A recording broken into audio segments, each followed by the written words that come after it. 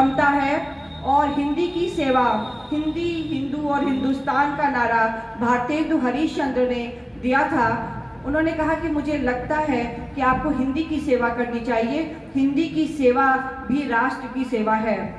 आप जानते हैं कि उर्दू बनाम हिंदी का आंदोलन, अंग्रेजी का तो संघर्ष था ही, हिंदी और उर्दू का भी संघर्ष था। आज भी कचहरियों की भाषा उर्दू की है, तो इन लोग वहाँ से आए और इसके बाद कचहरी में सबसे पहले वकीलों को मिला करके इन्होंने हिंदी में भाषण प्रतियोगिता, निबंध प्रतियोगिता करके इन्होंने हिंदी के लिए एक माहौल तैयार किया।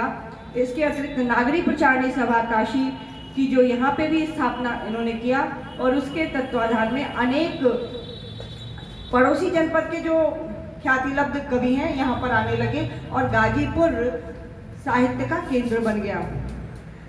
हृदय जी केवल कवि ही नहीं थे, स्वतंत्रता सेनानी थे, पत्रकार थे, बहुमुखी प्रतिभा के धनी थे और समाज सेवा भी करते थे, लोक सेवक पत्र भी निकालते थे, कांग्रेसी भी थे। 1965 तक इनकी कांग्रेस आंदोलन में, कांग्रेस के में इनकी पूरी दखल हुआ करती थी और जब इन्होंने कुछ मूल्यहीनता के कारण, जब कांग्रेस में मूल्यहीनता आ गई तो इन्होंने कांग्रेस से इस्तीफा दे दिया। 3-4 लोगों ने इस्तीफा दिया था। उसके बाद ये कांग्रेस में सरजू पांडे जी ने कहा कि हृदय जी आप जिस क्षमता के हैं उसमें तो आपको टिकट मिल जाएगा, आ जाइए कम्युनिस्ट पार्टी ज्वाइन कर लीजिए। मैं कहता हूं कि आप एमएलए हो जाएंगे।